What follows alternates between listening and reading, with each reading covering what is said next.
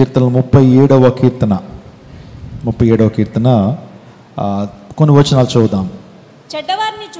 చెడ్డవారిని చూసి నీవు వ్యసన పడకము, దుష్కార్యములు చేయువారిని చూచి మత్సరపడకము. వారు గడ్డి వలెనే త్వరగా ఎండిపోవుదురు, పచ్చని కూర వలెనే వాడిపోదురు. యెహోవా యందు నమ్మిక ఉంచి మేలు చేయుము, దేశమందు నివసించి సత్యమును అనుసరించుము. యెహోవాను బట్టి సంతోషించుము, ఆయన నీ హృదయ వాంఛలను తీర్చును.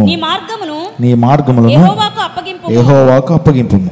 నీవు ఆయన నమ్ముకొనుము, ఆయన నీ కార్యము నెరవేర్చును. ఆయన వెలుగును వలె నీ నీతిని మధ్యాహ్నము వలె నీ నిర్దోషత్వమును వెల్లడిపరచును. యెహోవా ఎదుట మౌనంగా ఉండి ఆయన కొరకు కనిపెట్టుకొనుము. తన మార్గమున వర్ధిల్లు వాని చూచి వ్యసనపడకుము. దురాలోచనలు నెరవేర్చుకుని వాని చూచి వ్యసనపడకుము. కోపము మానము, ఆగ్రహము విడిచిపెట్టుము. వ్యసనపడకము, అది కీడుకే కారణము. కీడు చేయవారు నిర్మూలమగుదురు, యెహోవా కొరకు కనిపెట్టుకుని వారు దేశమును స్వతంత్రించుకుందురు. దేవుడి పరిశుద్ధ వాక్యాన్ని మన వెనుకల్లో దీవించునుగాక. ఆమేన్. కీర్తనలు ఎంతో శ్రేష్టమైనటువంటివండి. కీర్తనల్ని దేవాదేవుడు ఒక ఉద్దేశంతోనే తన గ్రంథంలో పొందుపరిచారు. ప్రపంచంలో చాలామంది కవీశ్వరులను మనం చూస్తుంటాం. మన భారతదేశంలో కవిత్రయం అంటారు.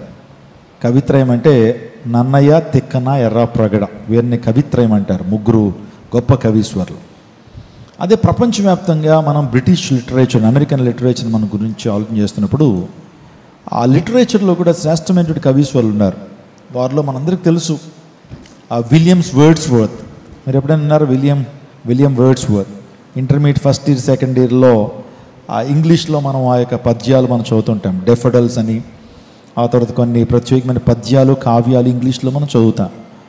అదే రీతిగా షేక్స్పియర్ మంచి డ్రామటిస్ట్, మంచి నాటకాలు రాశాడు, డ్రామాలు రాశాడు.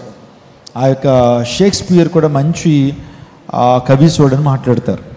అదే రీతిగా ఇంకో ప్రాముఖ్యమైన వ్యక్తి పేరు జాన్ మిల్టన్.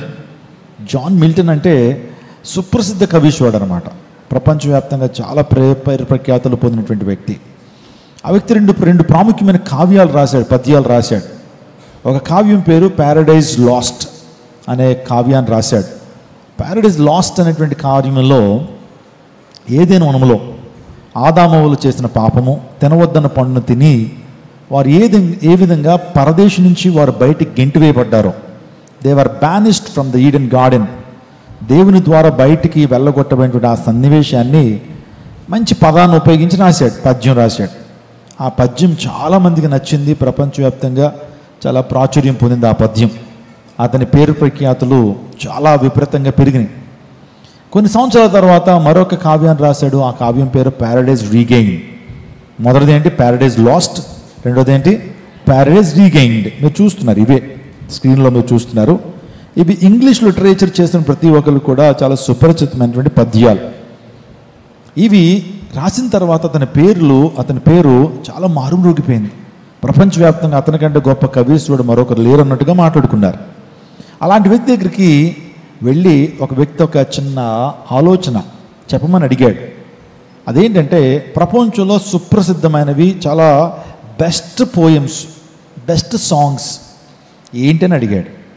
ఏమంటే ప్రపంచంలో మంచి కావ్యాలు ఏంటి, ప్రపంచంలో ఉత్తమమైనటువంటి కావ్యాలు ఏంటనంటే ఆ వ్యక్తి అడుగుకోకుండా చెప్పాడు. పరిశుద్ధ గ్రంథం ఉంటుంది, బైబిల్లో కీర్తనలు అనే గ్రంథం ఉంటుంది.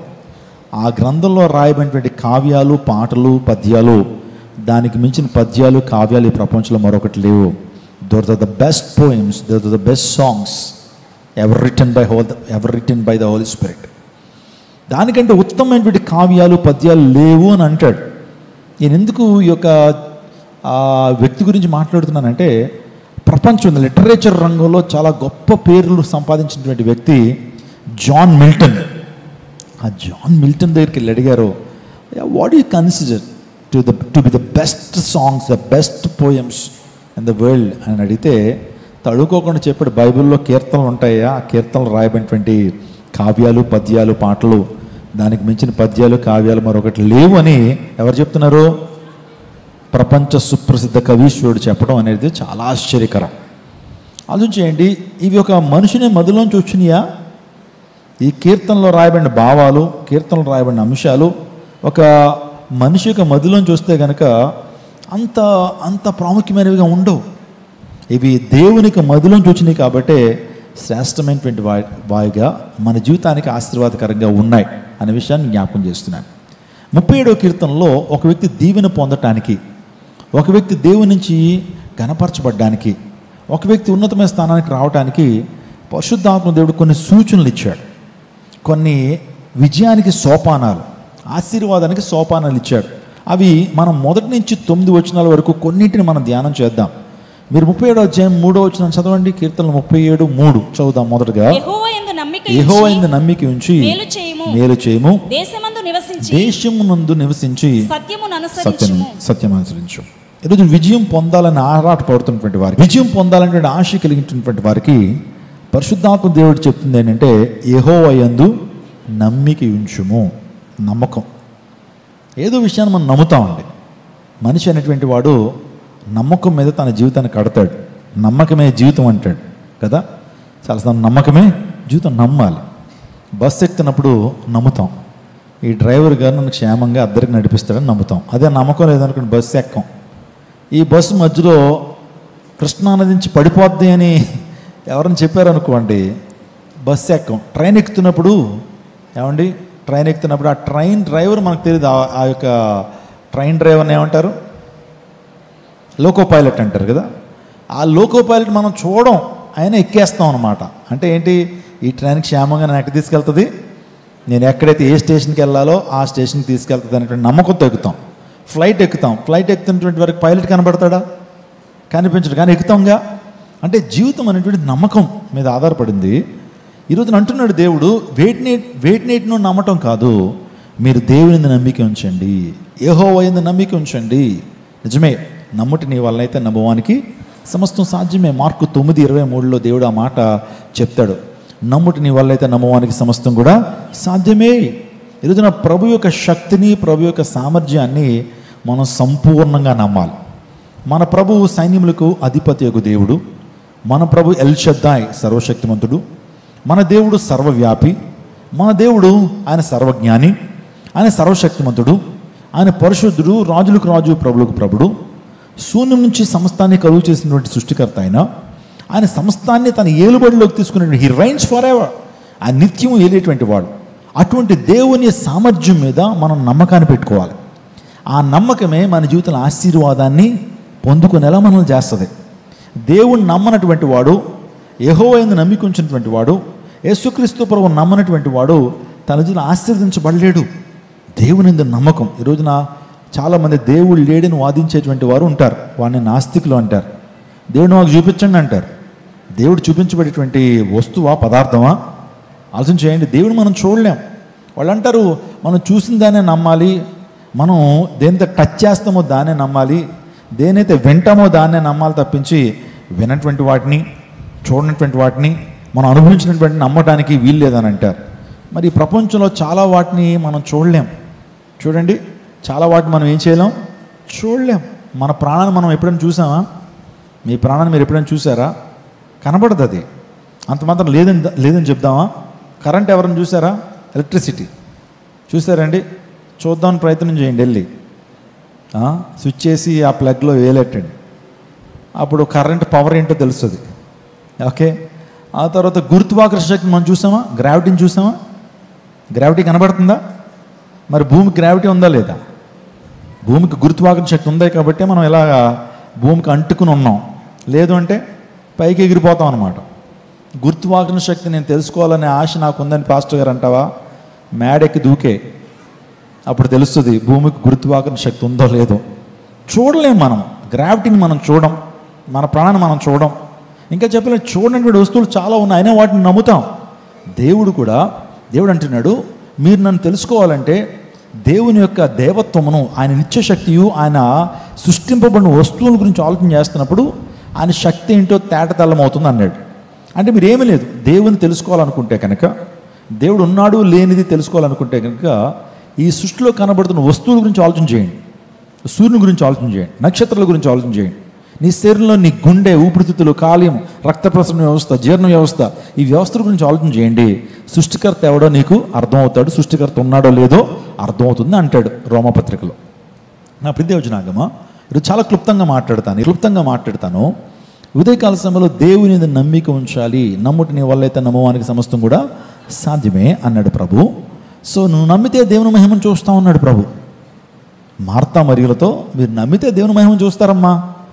మీ తమ్ముడు లాజరు 4 రోజులైన సమాధిలోకి వెళ్ళి ఇప్పటికే డీకంపోజిషన్ స్టార్ట్ అయిపోయి ఉంటుంది, శరీరంలోంచి పురుగులు బయటకు వస్తాం ప్రారంభించబడి ఉంటుంది, అవయవాలన్నీ కూడా ఏమైపోయినాయి, చచ్చుబడిపోయి ఇంకా అవి కూడా స్పాయిల్ అయిపోతున్నాయి. ఏమంటే ఒక చికెన్ తెచ్చుకుని మీరు ఫ్రిడ్జ్లో పెట్టకుండా బయట ఉంచేశారనుకోండి, మరుసటి రోజుకి ఏమవుతుంది, స్పాయిల్ అయిపోద్ది కదా, మీట్ పాడైపోతుంది. మనిషి శరీరం త్వరగా డీకంపోజ్ అయిపోద్ది, త్వరగా స్పాయిల్ అయిపోద్ది. మరి 4 దినాలు సమాధిలో ఉన్నప్పుడు దేవుడు యేసుప్రభు వారు లాజరు బయటికి రా అన్నాడు. లాజరు బయట రా, లాజరస్ కంఫోర్ట్ అనే మాట ఎప్పుడైతే ప్రభు రిలీజ్ చేశాడో, ఏ నోటి మాట ద్వారా అయితే సర్వాన్ని తన నోటి మాట ద్వారా కలుగు చేశాడో, వెలుగు కలగండి, వెలుగు కలుగును గాక అన్నప్పుడు వెలుగు కలిగింది. పక్షులారా కలగండి, జంతువులారా కలగండి అన్నప్పుడు మాట మాత్రం సెలవిస్తే వాటన్నిటిలో జీవం వచ్చింది. అవన్నీ కూడా కలిగితే ఒక మరణించినటువంటి వ్యక్తి దగ్గరికి వెళ్ళి లాజరు బయటకు రా అన్నాడు. సమాధిలోంచి బయటకు వచ్చాడు, ఇంకా ఆలస్యం చేయలేదండి, మరుక్షణం బయటకు వచ్చాడు. వాస్తవానికి మనం ఆలోచన చేస్తే అక్కడ మార్తా మరియలు ఏమన్నారంటే, రాతిని దొర్లించమన్నాడు ప్రభు. అమ్మా మీ తమ్ముడు యొక్క సమాధికి రాతి అడ్డుగా ఉంది, దొర్లించి అన్నాడు. ఆలోచన చేస్తుంది. ఆ టైంలో ప్రభు అన్నటువంటి మాట, అమ్మ నువ్వు నమ్మితే దేవుని మహిమను చూస్తావు. ఇప్పుడు ఆమె డౌట్ ఏమై ఉండొచ్చు అంటే, నాలంటూ డౌట్ ఏంటంటే, రాతినే దొర్లించినటువంటి వాడు నా తమ్ముడు యొక్క ప్రాణాన్ని నిలబెట్టి నా తమ్ముడిని చచ్చిపోయిన నా తమ్ముడిని బ్రతికించగలడా? అక్కడ చూడండి, అక్కడ మార్త చేయాల్సిన పని మార్త చేయాలి, దేవుడు చేయాల్సిన పని దేవుడు చేస్తాడు. ఏమంటే మార్త ఏం చేయగలుగుతుంది? దొర్లించగలిగేటువంటి కెపాసిటీ, స్ట్రెంగ్త్ తనకు ఉంది. కానీ ఒక వ్యక్తిని మరణంలోంచి లేపగలదా మార్త? లేదు. మరణం నుంచి లేపగలిగినటువంటి వాడు, మరణం నుంచి పునరుత్థాన శక్తిని నింపగలిగినటువంటి వాడు మన ప్రభు. ఆయన చేసిన కార్యాన్ని ఆయన చేస్తాడు, మనం చేయాల్సింది మనం చేయాలి. కొన్ని సందర్భాల్లో ప్రభు అన్నీ నువ్వే చేసేసుకో, ప్రభు అన్నీ నువ్వే చేసి, ఎగ్జామ్ కూడా నువ్వే రాసేసుకో, నేను ఇల్లు అక్కడ కూర్చుంటాను, నా చేత నువ్వే రాయించేసుకో. ప్రభు నువ్వే మొత్తం చేసి, నువ్వు చదవద్దా? మరి నువ్వు చదవద్దా? కనీసం కొంతమంది చదవరండి. ఎగ్జామ్ టైంకి వచ్చేసి అన్నా ప్రార్థన చేయండి అన్నా ప్రార్థన చేయండి అన్న. అమ్మ చదివావా? ఏం చదవలేదన్నా. ఏం చేసావు? మొబైల్తో ప్రతిరోజు రీల్స్ చూడటమే సరిపోయిందన్న, ఫ్రెండ్స్తో తిరగటమే సరిపోయిందన్న. అసలు ఏ లెసన్లో ఏ టాపిక్లు ఉంటాయో కూడా తెలియదు. కానీ ఈమెకి ఏం వచ్చేయాలి? ఫస్ట్ క్లాస్ వచ్చేయాలి. చెప్పండి, నువ్వు ప్రయాసపడాల్సింది నువ్వు ప్రయాసపడాలి కదా, నువ్వు చదవాల్సింది చదవాలి కదా, టైం టేబుల్ వేసుకుని చదవాలి కదా. ఎగ్జామ్లో కూడా కొంతమంది చదవరు, నిద్రపోతూ ఉంటారు, వాయిదాలు వేస్తారు. ఇంకొక 2 గంటలకి మొదలు పెట్టేద్దాం అంటారు. ఆ 2 గంటలు ఎగ్జామ్ వచ్చేసేంత వరకు అలా పోస్ట్ పోన్ చేసి దేవుడు నాకు ఏం చేయలేదు, దేవుడు నాకు ఏ అద్భుతం చేయలేదు. నువ్వు చదివావు అసలు? దేవుడు నువ్వు చదివితే గొప్ప జ్ఞాపక శక్తిని ఇస్తాడు, గొప్ప రిమెంబరెన్స్ని ఇస్తాడు, క్రియేటివిటీని ఇస్తాడు, నీకు సహాయం చేస్తాడు. అంతేగాని మొత్తం అంతా కూడా నువ్వు చదవకుండా దేవుని మీద భారం వేస్తావు. ఫర్ ఎగ్జాంపుల్, నీ జీవితంలో ఉన్నతమైన స్థానానికి రావాలనుకున్నావు, నువ్వు ప్రయాసపడాలి. No pain no gain. నువ్వు ప్రయాసపడకపోతే నీకేముండదు, ఫలితము ఉండదు. అప్పుడే దేవుడినాగమా మనం చేయాల్సిన పని మనం చేయాలి, దేవుడు చేయాల్సిన పని దేవుడు చేస్తాడు. అక్కడ నమ్మకం, నువ్వు నమ్మితే దేవుని మహిమ చూస్తావు మార్తా అన్నప్పుడు నిజంగా దేవుని కార్యాలు ఆ ప్రాంతంలో జరిగినాయి. నా ప్రియ దేవుడినాగమా ఒక్క మాట నేను చెప్పనివ్వండి, మీ జీవితంలో ఉన్నతమైన స్థానానికి చేరుకోవాలి అంటే, ఆశీర్వాదం పొందుకోవాలంటే మీరు దేవుని పరిపూర్ణమైన నమ్మకాన్ని కలిగి ఉండాలి. పరిపూర్ణమైన నమ్మకం. అల్ప విశ్వాసం కలిగి ఉండటానికి వీల్లేదు, అవిశ్వాసంతో ఉండటానికి వీల్లేదు. మీరు అధిక విశ్వాసం మీలో ఉన్నప్పుడు నీవు, నీ బిడ్డలు, నీ సంతానం దేవుడు దీవించి ఉన్నతమైన స్థానంలో నడిపిస్తాడు. ఇక్కడ కీర్తనకారుడు ద్వారా దేవుడు మనతో మాట్లాడుతున్నాడు. దేవుని యందు యెహోవా యందు నమ్మిక ఉంచుము. జైరస్తో చెప్పిన మాట ఇదే. యాయుడితో దేవుడు చెప్పాడు, భయపడొద్దు, నమ్మిక మాత్రం ఉంచు. భయపడొద్దు, నమ్మిక మాత్రం ఉంచు. విశ్వాసం, హెబ్రీయులకు రాసిన పత్రికలో మనం చూస్తాం 11-12 అధ్యాయాల్లో విశ్వాసం గురించిన విషయాలు చాలా మనం వింటూ వస్తాం. విశ్వాసం అంటే నిరీక్షింపబడే వాటి యొక్క నిజస్వరూపం, లేనివి ఉన్నదన్నట్లుకు రుజువు అంటాడు. నా ప్రియ సంగమా, ఈరోజున దేవుని నమ్మిక ఉంచేటువంటి వారు ఆశీర్వదించబడతారు. ఆశీర్వాదానికి తొలిమెట్టు నమ్మకం, ఆశీర్వాదానికి తొలిమెట్టు ఏమంటే విశ్వాసం. ప్రభు ఏ అద్భుతం చేసినా సరే అద్భుతం వెంబడే చెప్పిన మాట ఏంటి తెలుసా? నీ విశ్వాసం నిన్ను స్వస్థపరిచింది. నీ విశ్వాసం నిన్ను స్వస్థపరిచిందమ్మా. నీ విశ్వాసం నీ జీవితంలో కార్యం చేసింది. రక్తస్రావ రోగం లేని స్త్రీ ప్రభు దగ్గరికి వచ్చినప్పుడు, కుమారి నీ విశ్వాసం నిన్ను స్వస్థపరిచింది. సురోఫెనిక స్త్రీ వచ్చింది, ఆమెతో అంటున్నాడు, అమ్మ నీ విశ్వాసం చాలా గొప్పదమ్మా, నువ్వు కోరింది నీకు అగునుగాక. నీ విశ్వాసం ఈరోజున విశ్వాసం విశ్వాసం విశ్వాసం ఎలా వస్తుంది మనకి? ఏమైనా టానిక్ ఏమైనా ఉందా? లేకపోతే స్టాల్లో ఏమన్నా అమ్ముతారు పాస్టర్ గారు విశ్వాసం పెరగాలి అంటే? విశ్వాసం ఎలా తెలుస్తా? By listening the word of God. By hearing the word of God, you can get a lot of faith upon God. Faith comes by hearing. You might చెప్పండి, faith comes by hearing. విశ్వాసం అనేది వినటం ద్వారా వస్తుంది. ఏం వినాలి? దేవుని వాక్యాన్ని వినాలి. మీరు ప్రతిరోజు కూడా కాలేజ్కి వెళ్తారు, ఎంతసేపు లెసన్స్ వింటారు? ఉదయం 10 గంటల నుంచి ఎప్పటి వరకు ఉంటారు? 5 గంటల వరకు అలా వింటూనే ఉంటారు కదా. మరి దేవుని సన్నిధికి వచ్చినప్పుడు ఎంతసేపు వాక్యాన్ని వింటారు? చెప్పండి, ఎంతసేపు అండి? గంట కదా. గంట సాలిడ్గా మనం వింటాం. ఆ గంట వింటానికి కూడా నీకు చాలా ఆపసోపాలు పడిపోతే, సో బైబిల్ మీద ఏ విధంగా నీకు నాలెడ్జ్ ఎలా వస్తుంది? విశ్వాసం ఎలా పెంచబడుతుంది?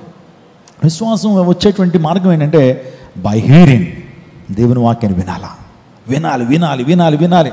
అలా వింటున్నప్పుడు విశ్వాసం నీలో వస్తూ ఉంటుంది. ఆ విశ్వాసం ద్వారా దేవుని కార్యాలు, విశ్వాసాన్ని బాగు చేసుకోవాలి. ఒకవేళ విశ్వాసం సరిగ్గా లేదా, దేవుని పట్ల సరైన విశ్వాసం లేదా, ప్రభువా మంచి విశ్వాసం నాకు అనుగ్రహించని ప్రభుత్వంలో ప్రార్థన చేయాలి, విశ్వాసాన్ని బాగు చేసుకోవాలి.